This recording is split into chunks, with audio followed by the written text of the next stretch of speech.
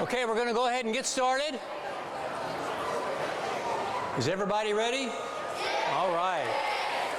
Okay, sorry for the delay. We're waiting on one very important person to get here, but we're going to go ahead and get started because you know it's a little bit late.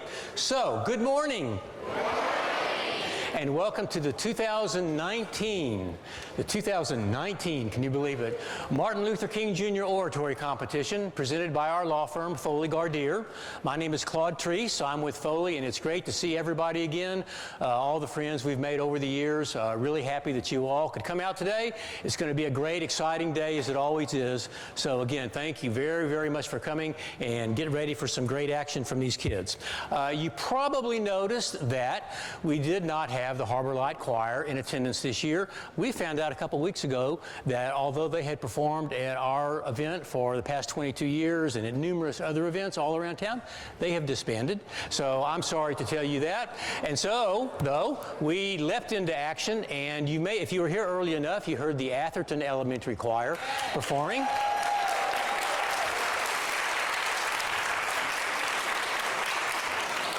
They are led by Mr. Eric Caldwell, and they are an award-winning choir that has performed for over 30 years at all sorts of important events.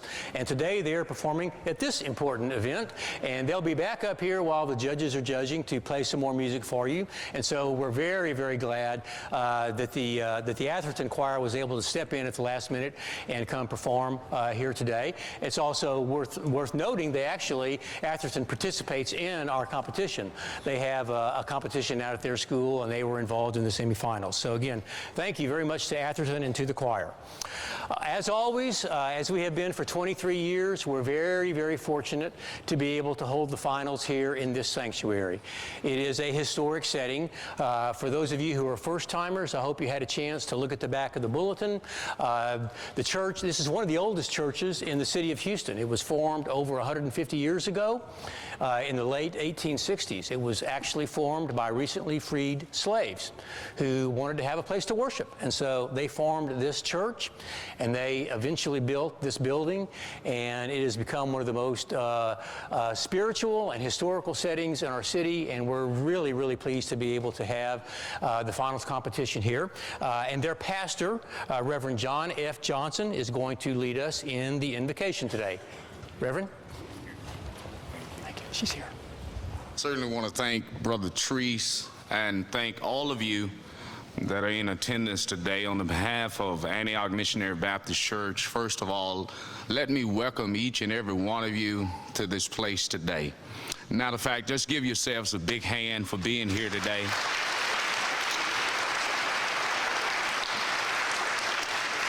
Today is a day of great celebration as I welcome you before I give the invocation.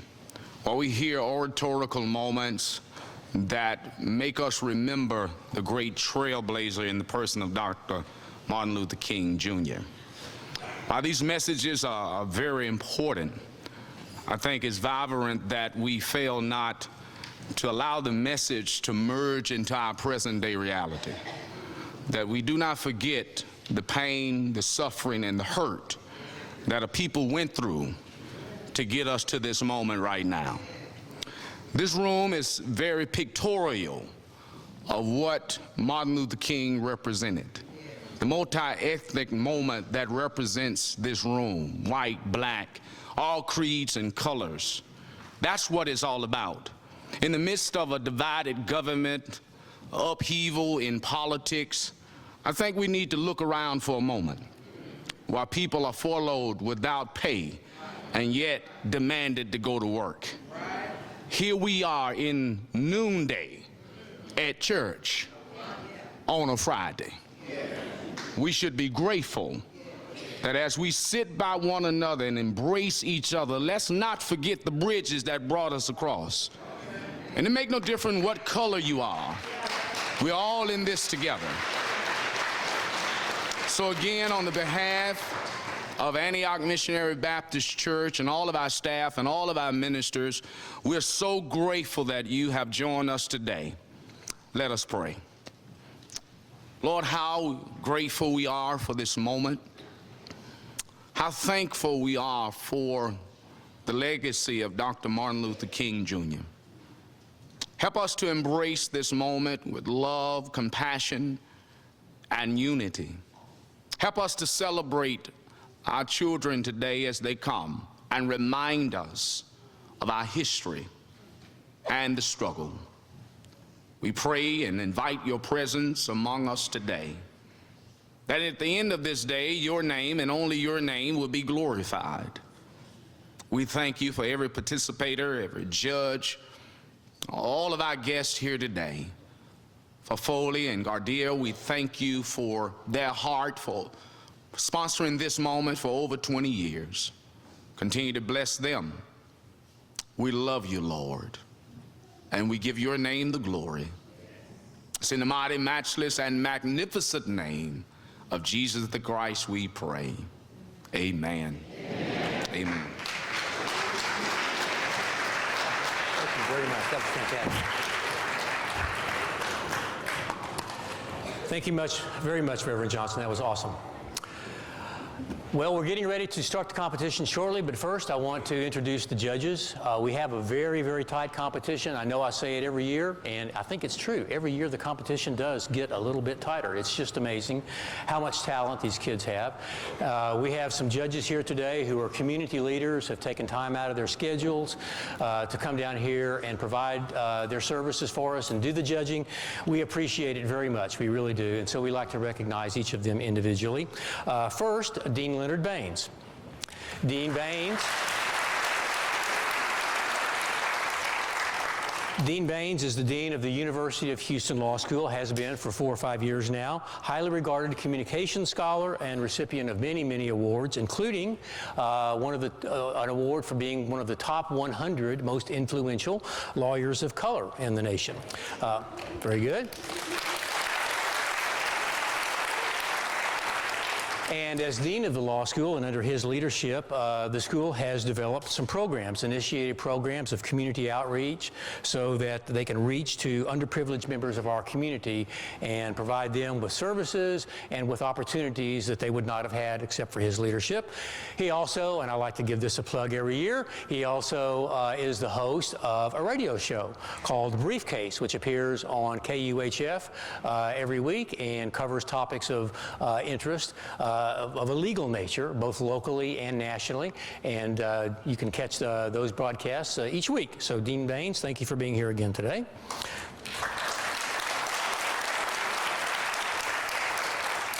First time to judge, Ms. Luz Flores. She is the executive director of an organization called Avance Houston. And whatever else you may think about it, I just think that's a cool name. Avance Houston, I love that. But not only is it a cool name, it's a cool organization. Their nonprofit provides educational, parenting, and family health opportunities for low-income families.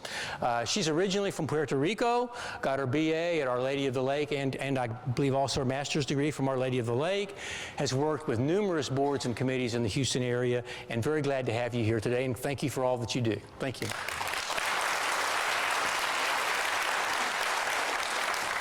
Next is a man who needs no introduction, but he'll get one anyway. Mr. Chauncey Glover.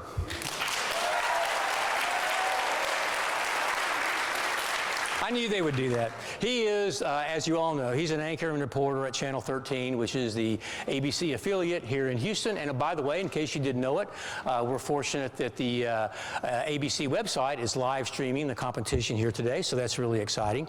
But Mr. Glover himself, Chauncey, has received many awards. He's received 3 Emmys and has been recognized as an outstanding journalist. But I think he would say, and I haven't actually talked to him about this, this is just from reading about him, I think he would say that maybe one of the most, or maybe the most transcendent moments in his career was in Detroit many years ago when he was covering a tragic incident involving 2 high school students, involving a shooting. They were both wounded, one of them died. And Chauncey said, I'm going to do something about it. And he formed something called the Chauncey Glover Project, which is a mentoring program for inner city boys, covers all realms of mentoring, and helps them adjust and become contributing adults in our society. And it's just an awesome program. Chauncey, thank you for being here, and thank you for what you do.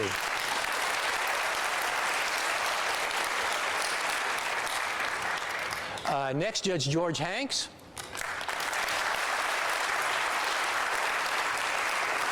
Judge Hanks has served as a judge at this event for many, many years. He's also served as a judge for many, many years. He was on the Texas Court Judiciary, both trial and appellate, and he got on the Federal Court Judiciary and has been a United States District Judge, a federal court trial judge. It's not that easy, in case you haven't noticed, to get appointed and approved as a federal court judge, but he was 4 or 5 years ago and is one of the most respected jurists in our area, and we're very glad to have him back again today. And he's running the marathon on Sunday.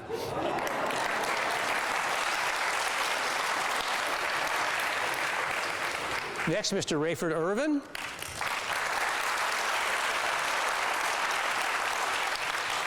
Rayford is the director of the Houston District Office of the Equal Employment Opportunity Commission, the EEOC. We love having him here because the EEOC, of course, as you all know, is an organization that supports and litigates and represents individuals in connection with their rights of employment. And it was a result of the passage of the Civil Rights Act back in 1964, which Dr. King himself was instrumental in passing. And so the EEOC and all that they do are a lasting legacy to Dr. King, and we appreciate him being here today. Also has a BS from Texas A&M, MBA from SMU, and 28 years of service in the United States Air Force. Mr. Irvin.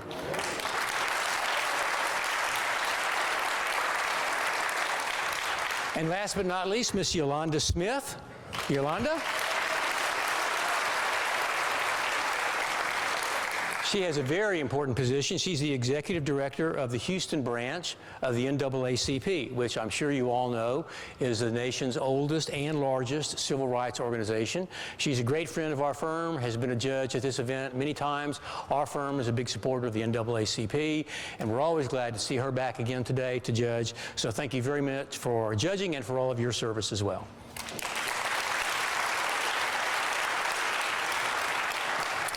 Okay, so now we are ready for the finals competition. So everybody over here ready to have me stop talking and you start? I'm sure ready for that. So, as Reverend Johnson said, and I thought it was, he will have said it much more eloquently than I will, but this event is about remembering Dr. King. First and foremost and last. This event is about remembering Dr. King, paying tribute to him, thinking about him as we come upon this MLK holiday and all that he did. And this particular event does that in a special way. We do it through the talents of these amazing 4th and 5th graders. We do it through their eyes and their ears and their thoughts and their words, and especially through their voices, which are just magnificent and energetic and exciting every year. This year, the specific topic that we asked the contestants to reflect on, and it was Dr. King's life and his work and his speeches, and a simple sounding topic, but as you'll see, a very thought-provoking topic. What would Dr. King say to the children of today's world? So that is what the speeches will cover today, and I will introduce each of the contestants one by one. Please wait for me to say your name before you come up here so that we give the judges plenty of time to make all of their notes. If you, there may be a few people here today, I'm not sure, who are taking pictures with your cell phone. If you are one of those people, which is probably 99.9% of you, please put the cell phone on silent, because it really is disrupting if the cell phone makes a noise while one of the speeches is going on. So if you could take a second and do that, we would very much appreciate it. And now to begin the competition, from Windsor Village Elementary School, Lake Meyer.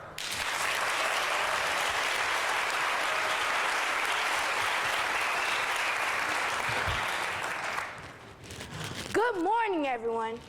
My name is Lake Meyer, and I attend the wonderful Windsor Village Elementary. Today, my topic is, what would Dr. King say to the children of today's world? I think Dr. King will first be amazed by the ways in which children communicate today. Text messages, tweets, Snapchat, Instagram, FaceTime. The ways to communicate have certainly changed since 1968. So to reach children at their level, I think Dr. King will start communicating on Twitter. I think Dr. King will tweet #ECE. Let me give you some insight into what hashtag ECE means, so I can show you how Dr. King will communicate with these children today. First, E stands for education. Dr. King was quoted as saying, "I look to a day when people will not be judged by the color of their skin, but the content of their character." Dr. King will remind us that even though the United States elected President Obama in our childhood, this does not mean we are all treated equally. Look at how some parents were separated from their children upon entering the U.S. at the border recently. Children basically held in cages away from their parents. Dr. King would tell our youth that even though much advancement has been accomplished in equality among races, there is still lots of work to do. Equal pay for women. I want to make as much money as a man when I grow up. We use Google on our phones to search, but Google won't search for us when the company wants to hire minorities or women. Fight for equality. Second, C stands for communication. Dr. King was a man of nonviolence. He taught us the concept of nonviolent protest through communication. Dr. King will remind us that too many of our kids are being killed from violence. The Stand Your Ground law in many states gives violent people the justification to kill unarmed other people. Communication is the way to defuse our disagreements. All of society needs to use communication before violence is used. Police need to communicate better and stop the killings of unarmed African American children by police. Children, we must master the art of communication so that nobody will be killed. Our police need to stop the killings of unarmed African American children. Children, we must master the art of communication. Third, E stands for education. Dr. King was an educated man. He saw education as the key to unlock the doors to opportunity and walk down the hallways of success. Too many of our students are not learning. Many high schools across the United States have graduation rates of less than 50%. I see more young men going to prison than college. Dr. King will speak to our children and parents about making a commitment to education. Everyone can become a great football player, rapper, or entertainer. Let's get off of Facebook and put our face in a book to obtain a great education. In conclusion, there are so many issues in 2019 Dr. King could address with our youth. I have a dream that every single race will live in equality, peace, and harmony. I have a dream that women and men will gain the same pay. I have a dream that our youth will realize that they need to stop killing each other so that all of society can live another day.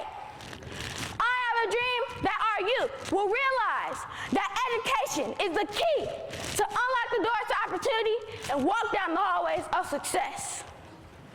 I think Dr. King will tweet ECE, equality, communication, education. That's right, say it with me, ECE.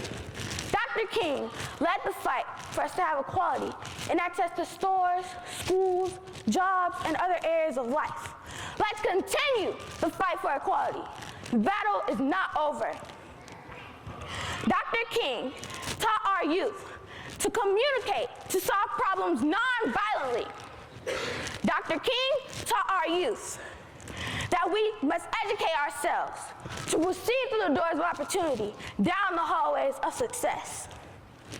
I think Dr. King would tell our youth to follow these 3 steps, and we will leave our communities a better place. My final words will be a quote from Dr. King. Dr. King stated that an individual has not started living until he can rise above the narrow confines of his individual concerns to the broader concerns of all humanity. Thank you.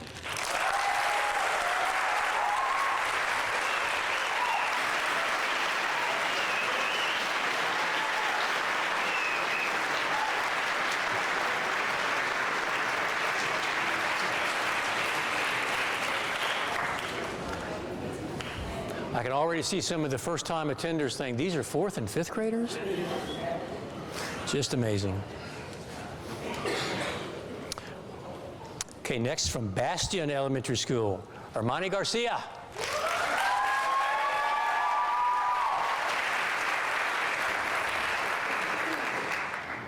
Hello, my name is Armani Garcia, and I'm in 4th grade at Bastion Elementary School.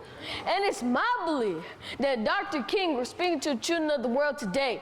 It will be in this context. America today is living in the most difficult time imagined. We're living in a time where the government that is elected for the people and by the people to serve and protect the people is poisoning entire cities with drinking water. Well, law enforcement that was established to protect the people have become the people's #1 enemy. In America, where lynching and lashes has a new meaning in the 21st century, police officers are killing our young men and women and incarcerating public figures with little or no evidence of a crime. In America, with a president that will support all things to separate and divide America, not only from within, but from the rest of the world. This is not the America I dream of. This is an America where we can no longer turn the other cheek, where we cannot be silent for our future and our children's future. We must create an America where we must all come together to do what's right. If the government will not work toward this America, then we, as Americans, must overthrow this government and start a new one.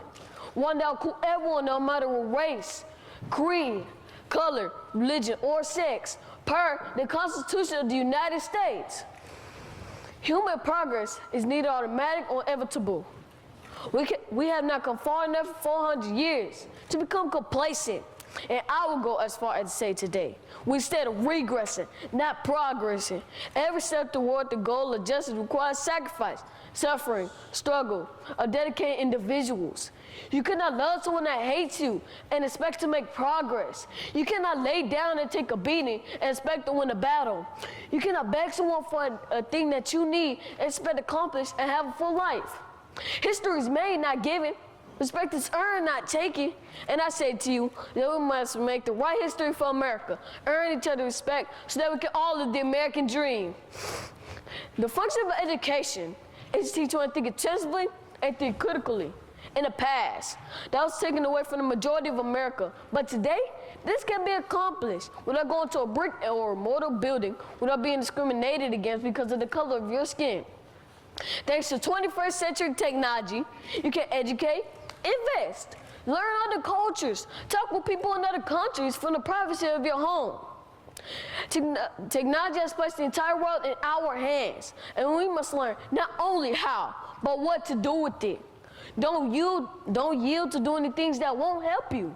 Help other people and help the nation as a whole. Understand that America has been the greatest nation on earth for centuries, and now the whole world can access America through the internet. Now, people who can't come to America can bring America to them to prosper, to study, to educate, etc. The internet has made entrepreneurship so easy that today, the whole world, you don't have to depend on Americans to prosper when you have the entire world. Over 6 billion people you can depend on to sell and purchase items, etc. My dream today is that if America won't change, you change America. If America won't educate you, you educate yourself. If America won't help you prosper, ask the world to help you prosper. If America strikes you, you strike America back. When you have the flu and the doctor injects you with a flu virus, fight fire with fire. Stop turning the other cheek. Nothing in all the world is more dangerous than ignorance and conscientious stupidity. If no one gives you anything, then you owe no one anything. Thank you.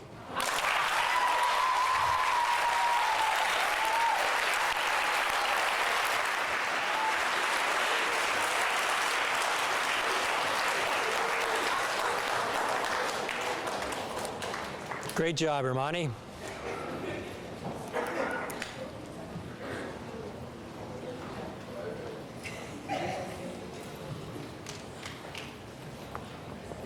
We good? Okay, next from Foster Elementary School, Maya Parnell.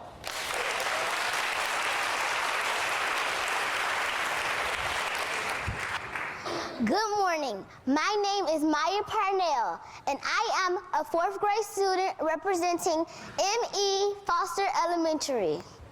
Dr. King taught us life's most persistent and urgent question is, what are you doing for others? What are you doing for others? I realize we're young, but it is never too early to start helping where and when you can. After all, the injustice that Dr. King experienced as a young boy in the South sparks him to become a man of change, helping others along the way. He did not walk away and pout about the injustice in this world. He put on his work clothes and began working for others. We are all in this world together, and what affects one impacts all. Therefore, it is up to all of us to do all that we can to help one another. Our parents and teachers urge us to be great leaders, great scholars, great athletes, great dishwashers. Yes, they still want us to do chores, but do you know what Dr. King, that was the greatest thing about himself? He said that the greatest thing was that he tried to give his life serving others. Are you serving others, dear peers? There are some things that we are unable to do, but there are so many things that we can do to help others. If you see a classmate with torn clothes or worn shoes, don't snicker and giggle. Go home and ask your parents, what can we give? Should you see a peer having a bad day, don't push them down further.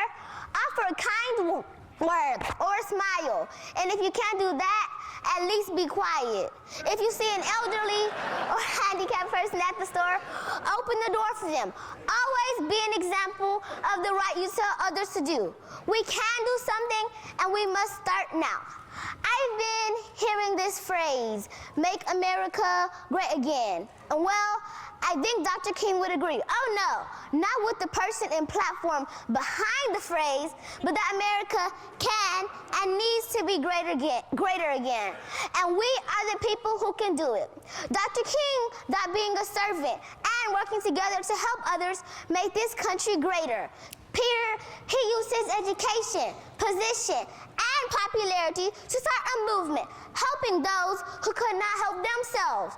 Peers, we can use our education, our craftiness, our influence to help make America great again as Dr. King would. You know those YouTube videos and social media sites we love so much? Let's post a video of how to help a neighbor, or cleaning up neighborhoods, or feeding the homeless, and not just the latest dance move, and not just the latest dance moves. Put these hashtags to work. Hashtag make America great again. Hashtag Dr. King's dream. Hashtag make America great again, the right way. Dr. King would definitely be urging us to do and be great things, and not just for selfish reasons and the chase of a dollar. Future leaders, future history makers, future change agents. I impress upon you these words from Dr. King's The Drum Major Instinct Sermon. If you want to be great, wonderful. If you want to be recognized, wonderful. But recognize that he who is greatest among you shall be your servant. That's a new definition of greatness. The thing I like about it, by giving that definition of greatness, it means everybody can be great, because everybody can serve. Thank you.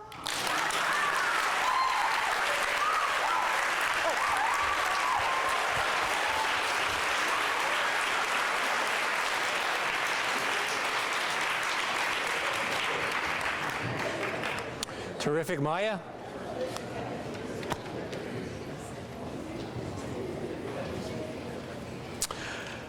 Next, from Askew Elementary School, Chrisette Wigfall.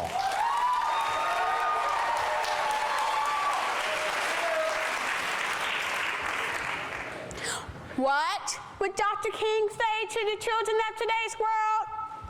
There is a lot of things going on in this world. Most of it makes us children of today's world grow up faster than most of our parents would like, faster than we'd like. When I watch the news, my grandmother, or a social media post on her phone, and I say to myself, that's way too much information. I can't count how many times my mom has sprinted through the house like it's on fire to cover my eyes or grab the remote before I could see something I shouldn't see. Then I look at her and say, too late. So she spends the next hour or so explaining what I saw and checking for understanding. Now that I think of it, she's had to do a lot of that for the past 2 years. Dr. King once said, love is the only force capable of transforming an enemy into a friend. He also said, and I thought this was funny, we may have all come on different ships, but we're in the same boat now. I believe his words are just as needed now as they were then. Therefore, I believe if Dr. King were to speak to the children of today's world, he would repeat himself because we were there to hear him the first time he said it. And most of the adults in our lives weren't there to hear it either. Or, in the words of my coach, it bears repeating. Honestly, were it not for the Foley Law Firm, we would not be here discussing him now. What would Dr. King say to the children of today's world? Fortunately, Dr. King would see that social media, mass media, and cinema are so consumed with the bad actions of the few that the positive actions of the many are glossed over and forgotten. The police officer that takes a life and a teacher that has inappropriate relations with students gets mass media attention by the police officer that saved the life and a teacher that uses their own personal money to educate many below pay must depend on likes and shares. I believe Dr. King would say at least two things to the children of today's world. One, get involved. Dr. King would admonish us to conduct our struggle on the high plane of discipline and not to let our creative protests degenerate into physical violence. He implored us to be careful not to assign a negative behavior to a culture. He would remind us of the influence we have over our parents, grands, uncles, aunts, and nannies in our lives. Look at all the stuff we get them to buy for us. What would happen if we were just as persistent about getting them to vote and get involved in civic programs like feeding, housing, clothing, and educating the less fortunate? Matter of fact, make it a school project. They will appreciate our civic awareness and want to help us get a good grade. Finally, he would applaud us for living some of the expectations of his I Have a Dream speech. He would say, you may be young, but now it's a time in your life when your hopes must overshadow your hurts. Your hopes must be the catalyst to help you over your hurdles. Your hopes must help you tunnel through the mountain of hindrances life will put in your way. Your legacy, your legacy, your legacy, and Chrisette's legacy must start today. Thank you.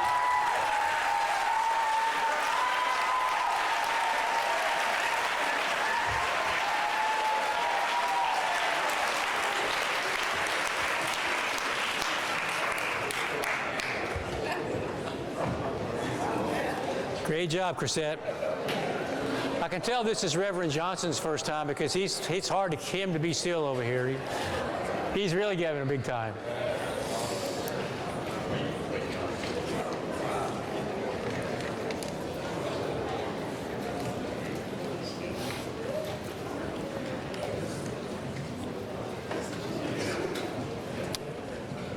Ready? Okay, next from Valley West Elementary School, Emmanuel Akokoro. I'm not rushing, Anna. I'm not rushing.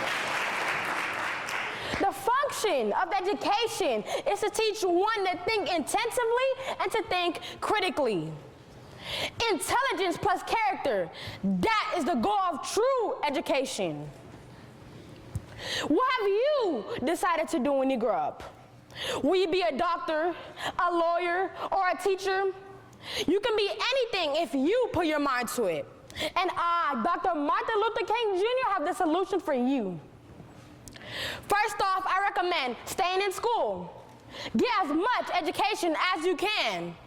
To become successful, you must study. I graduated at the age of 15 and I went to college. As always, I did my best. That's exactly what I want you to do also. I have made many contributions to society. Through it all, we've come a mighty long way. No more segregated schools or restaurant sit-ins where our request for service is refused. No more marches on Washington for jobs and freedom. No more. In 1968, Shirley Chisholm became the first African-American female to Congress. Mae Jemison was able to go into space. Obama, well, he had the heart and soul to become president. These good citizens had hope and determination to strive for their dreams. Guess what? They used to be kids too. Of course, we've had some setbacks, like the despicable Ferguson shooting, where 18-year-old Michael Brown was shot and killed. Let us not forget, but let us keep it moving, because as we face the clash of cultural difficulties, the only way to improve it is to educate our youth. Meanwhile, this seems to be a distraction for some of our youth today. They are bogged down with the Snapchat, Twitter, Instagram, YouTube, and whatnot. This has taken priority over doing their best in school. Making good grades and getting a good education should be your focus. How are you going to prepare yourself for the future if you spend more time on these sites than you do studying? The question is, what have you decided to do when you grow up? My hope is for all to get a good education and to have a successful future. Inasmuch, I still say to you, my friends, even though we face the difficulties of today and tomorrow, I still have a dream. Knowing that one day you can be where your parents have strived for you to be, and nothing inhibits your capabilities. You can be anything if you put your mind to it. I, Dr. Martin Luther King Jr., strongly encourage you to get your minds physically and mentally ready for the future. Determination and the right tools brings the hope of something great. Believe in yourself. Anything is possible. Thank you.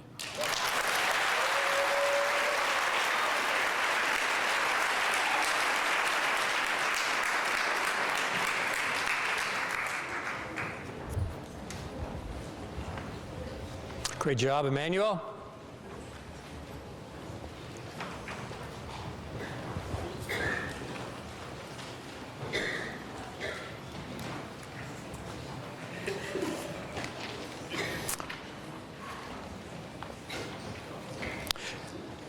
From Lockhart Elementary School, Nyla Johnson. Nyla.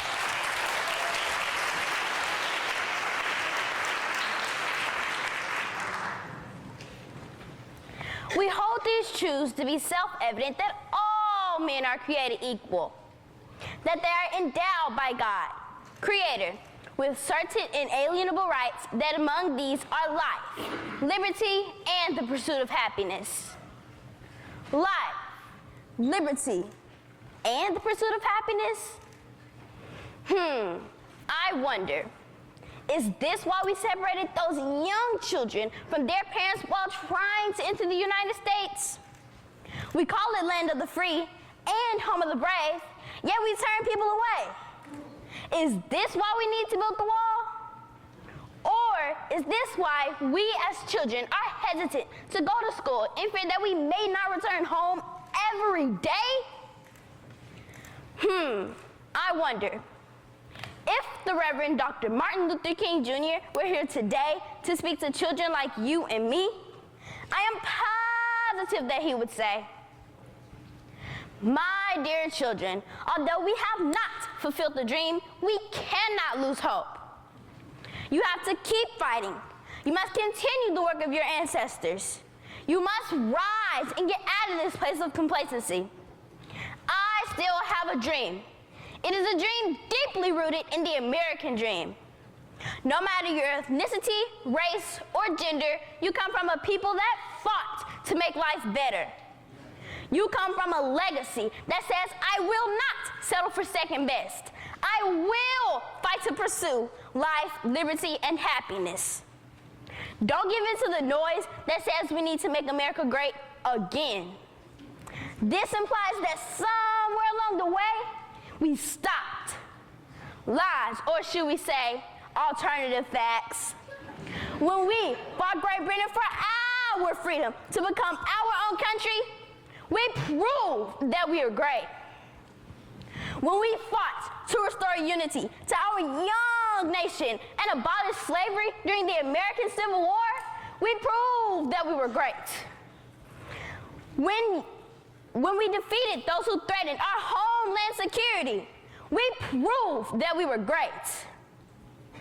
When we came together on the steps of the Lincoln Monument in 1963, we proved that we were great. When 1 million black men came together to show a united front and demand justice and equality, we proved that we were great. When you, the children of these United States of America, came together to protest gun violence using your voices through modern technology, you proved that we are still great. Yes. Black men, white men, Jews, and Gentiles, all of God's children. America was great, America is great, and America will be greater because we as a people will fight to pursue life, liberty, and happiness. Yes, we've still got some difficult days ahead, but that really doesn't matter with me now because I've been to the mountaintop and I've looked over and I've seen the promised land. I may not get there with you, but I want you to know today that we as a nation will get to the promised land. Yeah. So I'm happy. I'm not worried. My eyes have seen the coming of the glory of the Lord. Thank you.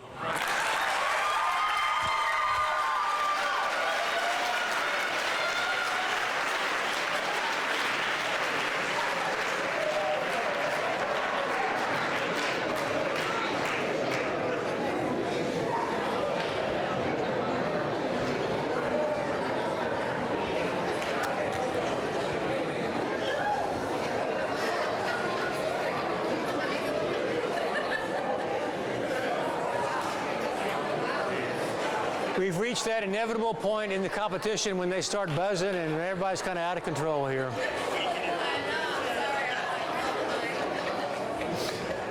Awesome job, Nyla.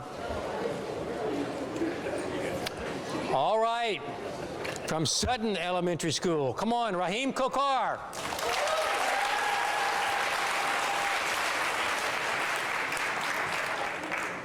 What would Dr. King say to children of today's world? As I prepared for this speech, I studied Dr. King's speeches. I really wanted to get to know Dr. King for who he was and for what he believed. I read his speeches and watched him deliver his speeches on YouTube. I discovered that he was truly an extraordinary motivator and speaker.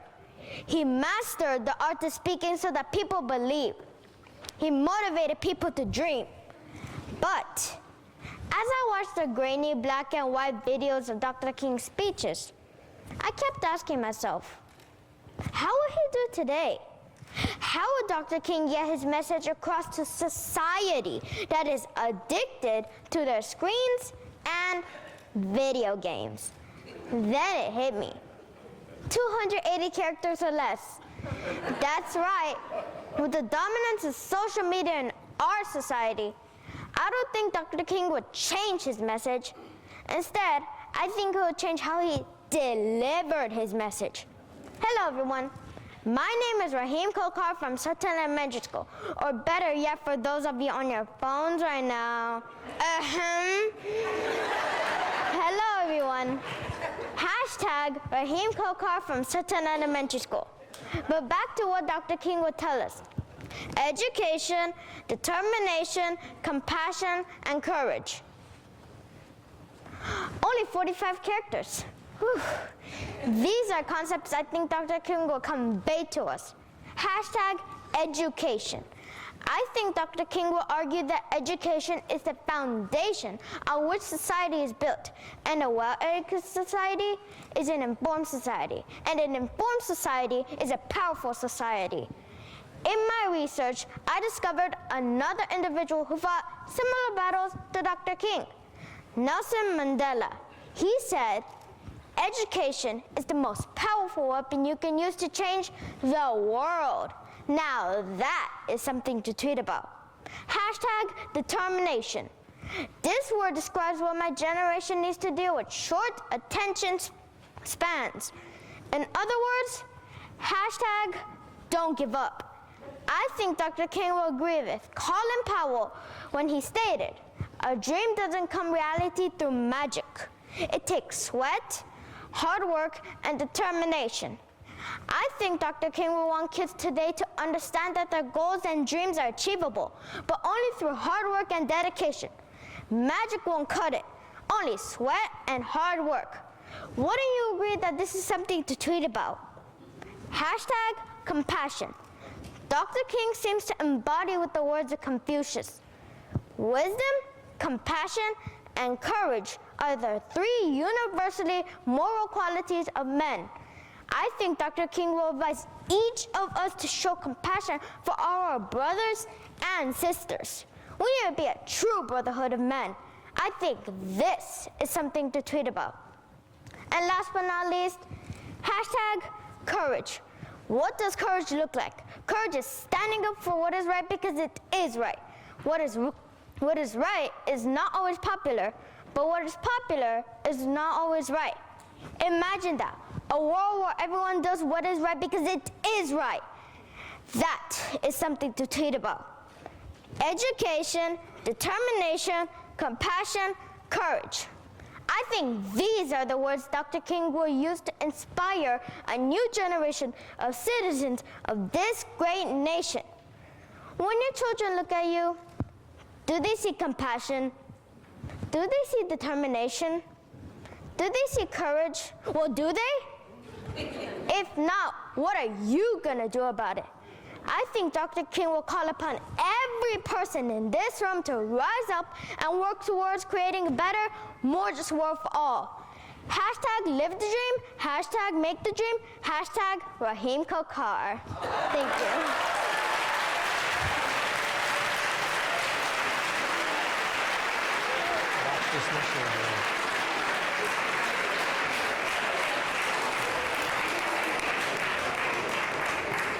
I think it's the year of the hashtag. Life has passed me by. All right, next from Cornelius Elementary School, Alexandra Zelaya.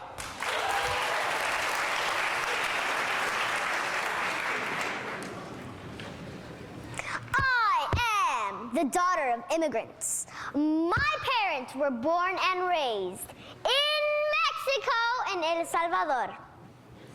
I stand before you today representing the many hopeful families who have traveled to this land with heavy hearts, clinging to the American dream for a better life. A better life for themselves and for their children who would follow. I am the product of that American dream. Proof that dreams do become reality.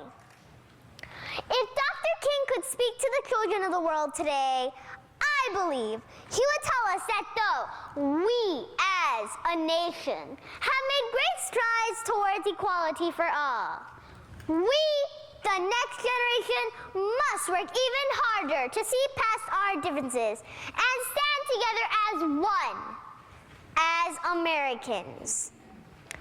Dr. Dr. King knew that this country did not grow to where it is now by the hands of only one group of people. He knew that it was through the uniqueness of many groups that this beautiful country came to be the great nation it is today.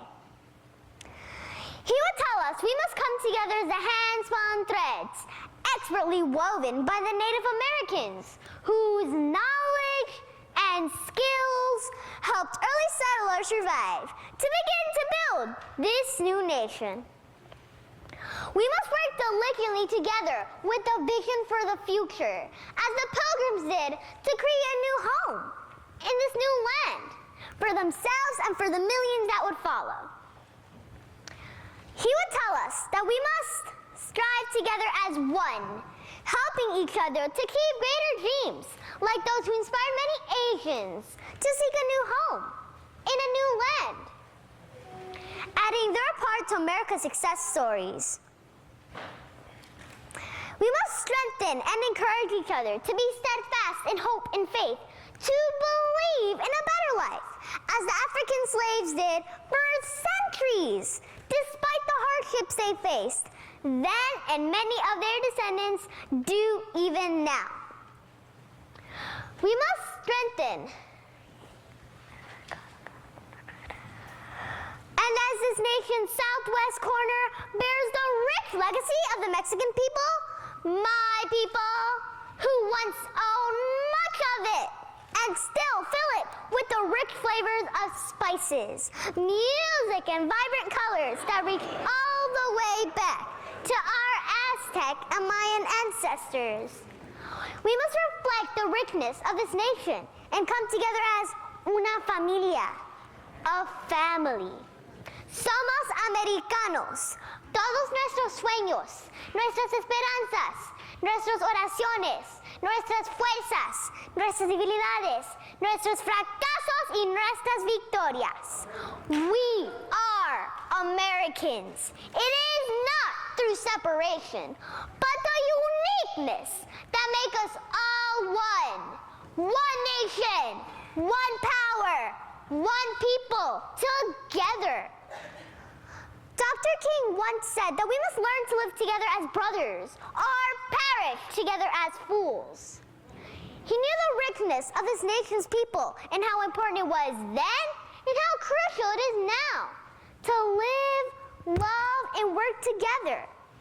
He would remind the children of today, each of us is a reflection of a beautiful diversity, a blend of flavors, colors, skills, and knowledge, strengths, and dreams that we must use to take America into an even brighter future.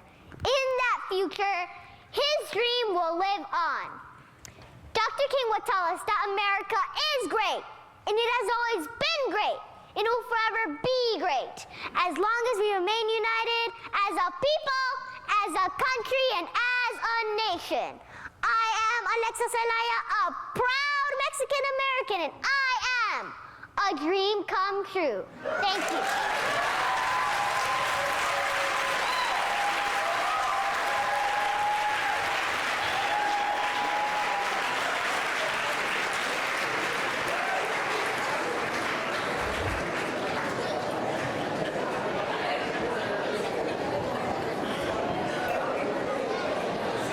Great job, Alexandra.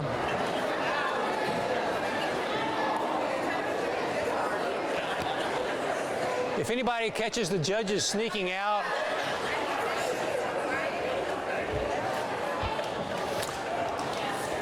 all right, next from Pleasantville Elementary School, Honoria McDuffie.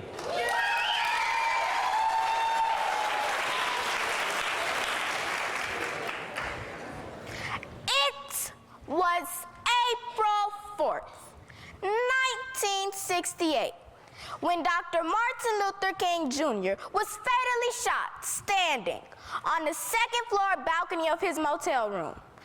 This year marked the 50th year anniversary of his death, and I wonder if he will be so quick to agree that America has made significant gains in racial and economic justice. Or would he say there is still work to be done? Would Dr. King agree that America is no longer divided? Or would he say that our nation is moving towards two societies? One black, one white, separate and unequal. I agree that some progress has been made, but we must not allow this progress to cause us to engage in a superficial, dangerous optimism. So when asked, what would Dr. King say to the children of today's world? I began to think about current issues like Colin Kaepernick kneeling for the national anthem and Bottom Jean's murder. Issues like Stephen Clark's death, police brutality, and inequities in education. Though many of us were not directly affected by any of these events, we cannot sit idly by and not be concerned when a black man can be fatally shot by a Dallas police officer and it be justified. Would you not agree that injustice anywhere is a threat to justice everywhere? So when asked, what would Dr. King say to today's children? I believe he would say that we cannot ignore the fact that racism still exists, or that our justice system is deeply flawed. He will ask that we not continue to defend a justice system that continually devalues the lives of blacks. Instead, he will encourage us to continue to fight for true justice, where victims are promised and done justice, and criminals are punished. In the weeks leading up to Dr. King's assassination, Dr. King understood the urgency of now. So it is my belief that Dr. King would say to today's children, now is not the time to stay in a child's place. He would tell us that it is because of the decisions of adults that America continues to take 2 steps backwards for every positive step forward. Adults voted Donald Trump into office, not children. And if Donald Trump could be the face of America, surely Colin Kaepernick could be the face of a Nike campaign. Today, we as children have so much technology at our disposal.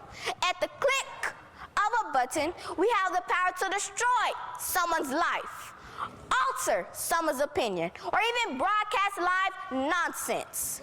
So instead of using Facebook, Twitter, Instagram, Snapchat, and other social media platforms to promote negativity, Dr. King would encourage us to create petitions, spread awareness, and take action.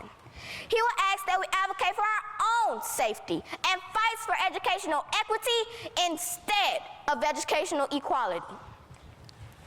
Dr. King will remind us that Ruby bridges into segregation in public schools by taking one step. One step changed history. Like me, she was just a kid, but her actions influenced the world. Because of her contributions and so many others, today's schools are fully integrated. Restaurants serve all races. Drinking fountains are for both blacks and whites. And there is no such thing as colored bathrooms. Dr. King will leave us with this message. This is no time to engage in the luxury of cooling off or to take the tranquilizing drug of gradualism. Now is the time to make real the promises of democracy. Now is the time to rise from the dark and desolate valley of segregation to the sunlit path of racial justice. Now is the time to lift our nation from the quicksands of racial injustice to the solid rock of brotherhood.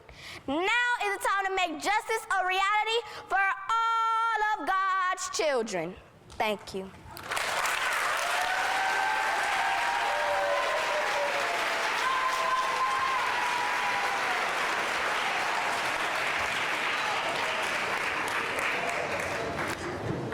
Great job, Honoria.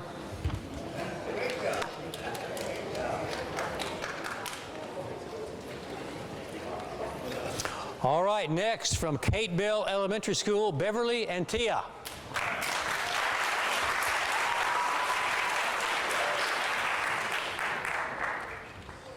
Hello, my name is Beverly Fanta Antia and I represent Kate Bell Elementary, and the name of my speech is What Would He Say? Eat all your vegetables, clean up your room. These are things a parent would say to their child. Don't forget your homework, try your best.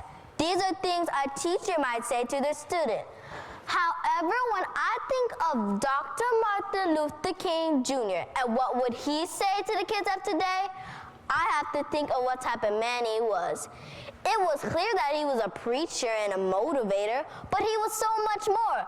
Dr. King was also a fighter, but not the type of fighter you think. He was a fighter who didn't use any sort of violence. He fought for equal rights of all people and never once used his fist. He practiced nonviolence but still brought ideas of freedom and fairness to America. Darkness cannot drive out darkness. Only light can do that. Hate cannot drive out hate. Only love can do that. This is one of Dr. King's famous quotes. If you have ever been in the dark, everyone knows the only way to see clearly is to turn on the light. Dr. King is comparing darkness to hate and light to love. This is a great comparison because it is so true.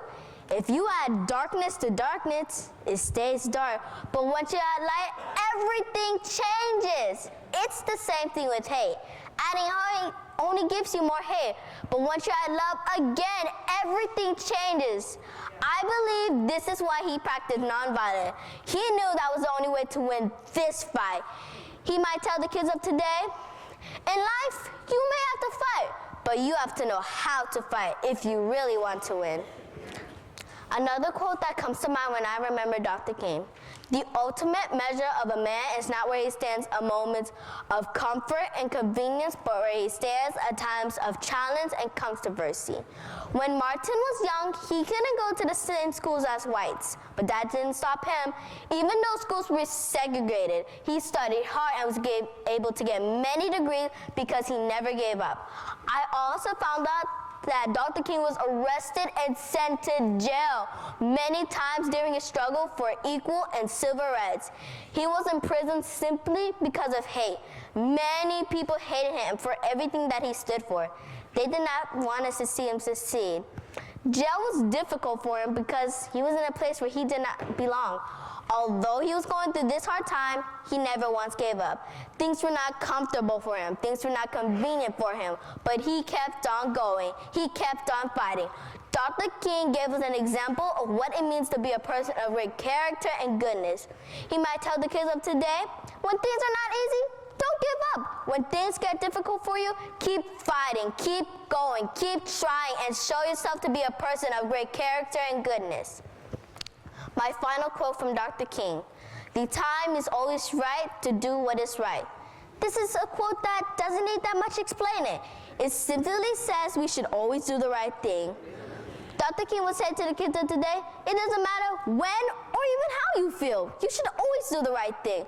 Whether you are young or old, happy or sad, brave or frightened, do the right thing. I found out that Dr. King had many quotes and ideas for the people of the world. If he really had the opportunity to speak to the kids of today, he would probably have a lot to tell us. I believe the main message would be to have love for others. Never give up no matter how difficult it is, and always do the right thing. Thank you.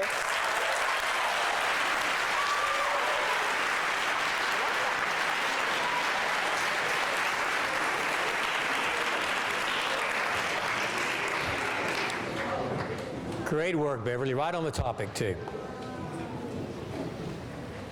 Next, from James H. Law Elementary School, Corinne Ellis.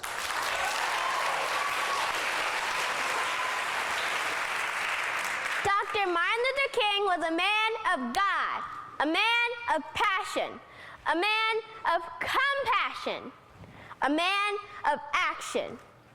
And if Dr. Martin Luther King were speaking to the children of today, I believe he would say, change does not roll in on the wheels of inevitability, but comes through continuous struggles. Dear young ones of this great nation, for most of you here today, you have only known African-American president in the person of Barack Obama. Many of you experience multicultural friendships on the playgrounds of America. You get to live and visit places your forefathers never dreamed possible. Therefore, it may be difficult for you to understand exactly what the need for change means. Over the last 50 years or so, we've grown by tremendous leaps and bounds. However, my dear seeds of promise, before you get comfortable on the couch of complacency and pour yourselves a cup of contentment, let me remind you that the future is now. Everything you and I do will affect the future. Children, let me explain. Your parents, your teachers, your family, and I are the present, on our way to becoming the past. Unfortunately, too many of you are left in the scorching fields of mental, emotional, spiritual, and physical malnourishment, more so now than ever, because a child can be full of one thing, yet starved for another. Such as a plant that gets plenty of sun, but no water. I know this because I forgot to water a plant or two in my day. That's why I like cactus. As I said before, we are the present, and it is our responsibility to mentally nourish you with education. It is our responsibility to emotionally nourish you with affection and encouragement. It is our responsibility to spiritually nourish you, not just by sharing our faith, but living it in front of you. Now, I understand more is caught than taught. That's why I'm still praying for some of your elders. It is our responsibility to physically nourish you by feeding your bodies with healthy foods. We nourish you and hope that you one day become nourishment for others. Unfortunately, too many of you reject the nourishment of your elders and choose to be fed by Hollywood images and TV personalities. You even reject a home-cooked meal for fast food. When I was a child in my day, I listened to mom, dad, teacher, and pastor. Now you've all decided that you know more than they do. So you take a flying leap into a bad decision and land in a live minefield full of regret that you could have avoided if you'd listened to your elders. He would say, little ones, it's okay to learn from others' mistakes. If they tell you there's a hole in the path, you don't have to fall in it to learn from it. Finally, if Dr. Martin Luther King were speaking to the children today, he would say, don't squander your youth on corrupt company. Surround yourself with ordinary people with extraordinary potential, like you. Get the stars out of your eyes, a book in your hand, and a prayer in your heart. I promise you the world will make a beaten path to your door. Strive to achieve excellence in whatever you love to do. That is your responsibility, no matter how young you are. Start listening now. Start achieving now. Start learning now. Start making a difference now. Thank you.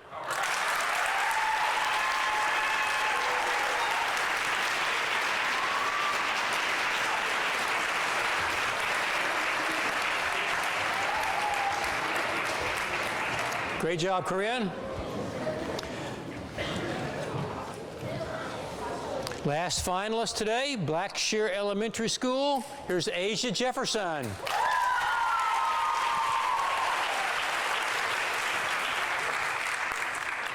Good morning, class. Today I'm very excited to introduce our special guest speaker for our No Bullying Rally. Dr. Martin Luther King Jr. was a civil rights activist in the 1950s and 60s. He led nonviolent protests to fight for the rights of all people, most notably African Americans and people of color. He hoped that the world could become a colorblind society. As drum major for peace, he stood up for people who were being bullied and mistreated. Now, let's welcome Dr. King. Good morning, boys and girls.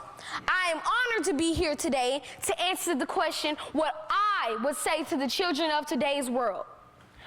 First, let me tell you that we've made it. Oh, yes, we've made it from segregated schools to diverse magnet schools. We've made it. As I glance around your classroom, I see smart boards, when all we had when I was growing up were black chalkboards. You all have laptops and computers when we only had typewriters. I see tablets and e-readers when all we had were big cheese tablets and hand-me-down books. You all have advanced in areas that we could only dream of. However, children, you have failed in the areas of love and respect for all. You are utilizing your new technology, which was designed to enhance education, to bully in the educational environment. I once dreamed that my 4 little children would one day live in a nation where they would not be judged by the color of their skin, but by the content of their character. But yet today, children right here in your school and the world are still being persecuted. 50 plus years later, you are still treating each other with the same injustices that myself and so many other leaders like Thurgood Marshall and Rosa Parks fought against. Gabrielle Tay, 8 years old. Ashanti Davis, 10. Mallory Grossman, 12. Rosalie Avila, 13. And David Malik, 16 years old. These names may not mean anything to you, but they are precious jewels who suffer in silence and committed suicide due to bullying. They were bullied in school and on social media by classmates. They were called racist names and taunted for being different. Bullying someone because they wear a turban or a hijab or because they're darker or heavier is unacceptable. Whatever happened to love thy neighbor as thyself? I once said, in the end, we will remember not the words of our enemies, but the silence of our friends. However, I have concluded from the 1,400 suicides per year happening among 11 to 18-year-olds that the end is coming too soon for some youth. Let us remember that the ultimate tragedy in this is not just the oppression and cruelty by the bad people, but the silence over that by the good people. My message to you today is to let's break the silence and end school bullying. Just because there's bullying in the White House doesn't mean there should be bullying in the schoolhouse. Did you know that a negative online reputation can impact college admission? Finally, my dear children, don't suffer in silence. Stand up, speak up, look up, live up to your full potential, for you were fearfully and wonderfully created by God. Thank you.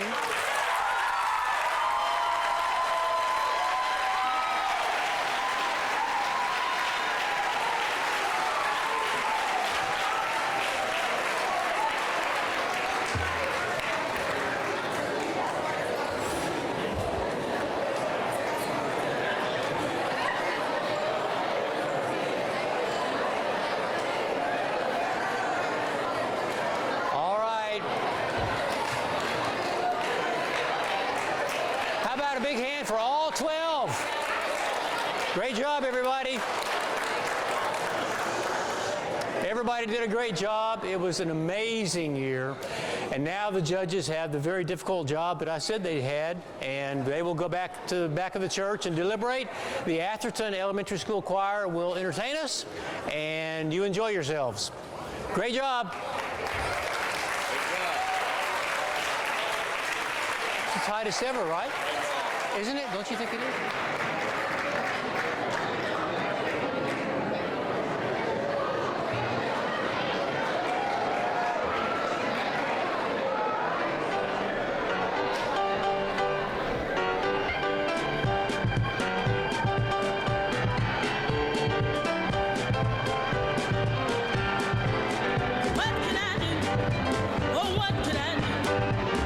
What can I do without the comfort of His word?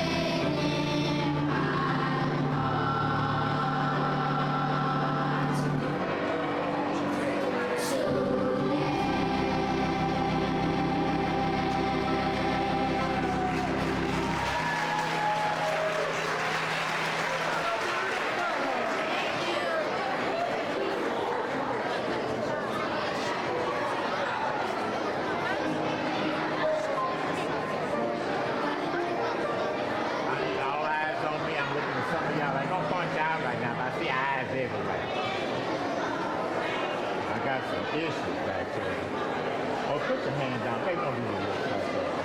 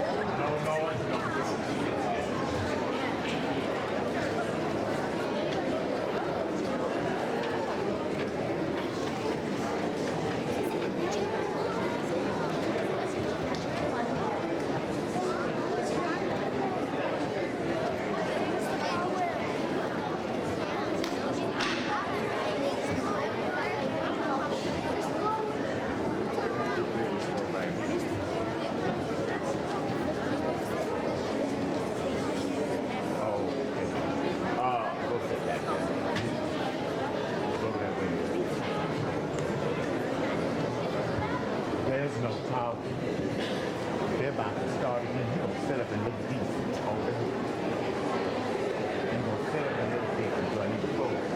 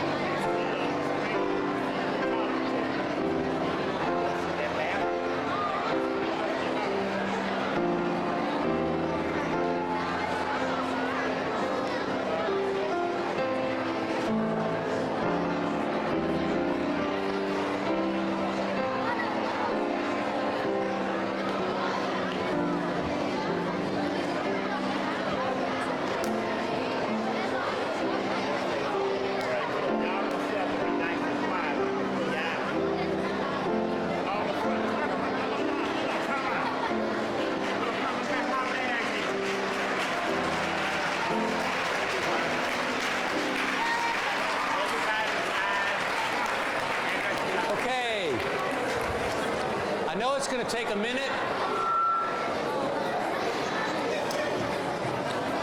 Is that going to work? I know it's going to take a minute to get everybody's attention, so let me introduce some people. We have some past champions who are here today.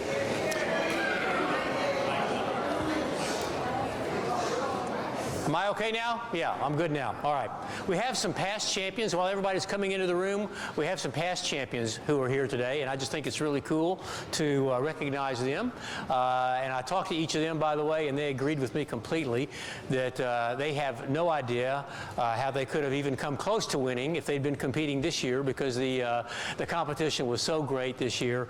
But I do want to recognize each of them. And if you'll stand up and also tell us the year that you won the competition, I think that'd be cool. Jonathan Howard.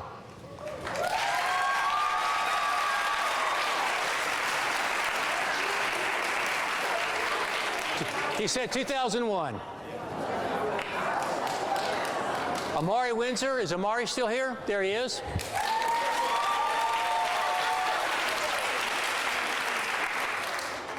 For 2014. And I know Richard Espinosa is here today. Richard, you...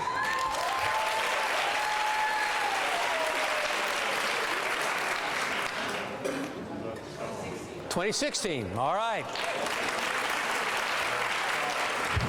And we have last year's winner who is here, Chinori Kone. Would you come up here, Chinori?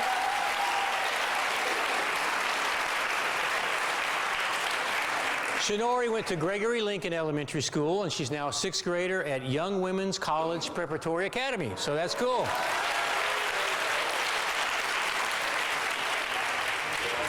So I think what we should do is, should we come over here, Ray? Is this what we should do? Be right here? Okay. So this is a competition, and so that means that there is a first and a second and a third place, but I want everybody to know that there is not a single one of you who competed here today who is not a champion, who's not fantastic.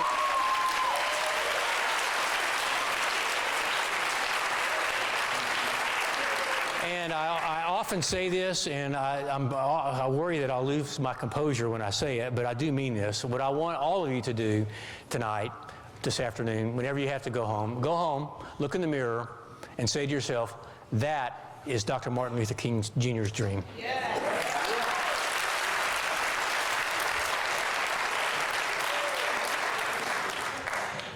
All right, what I'm going to do is call out the third place winner, the second place winner, and the first place winner, but I do want you to know that all of you receive monetary and other prizes, so everybody gets an award like a champion, because you all deserve it.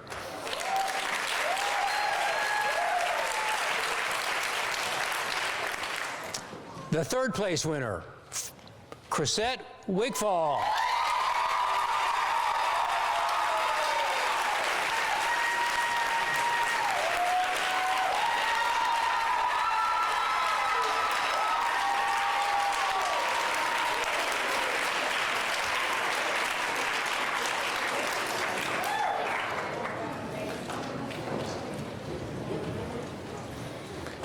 And just so you'll know, we'll do all the pictures you want to do afterwards. But you don't have to do any of me, so don't worry about that. Chrisette's at Askew Elementary. Second place winner, Asia Jefferson.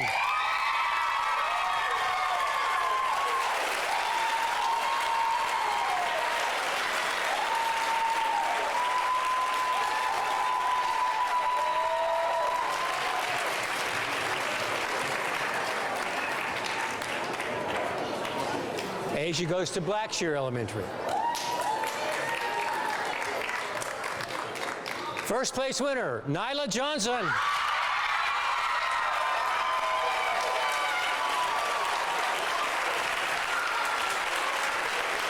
From Blackshear Elementary.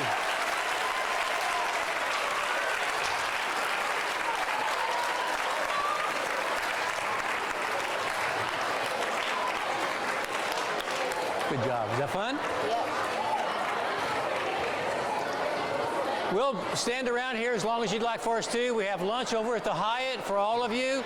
And thanks everybody for coming. Great job, everyone, and we'll see you next year.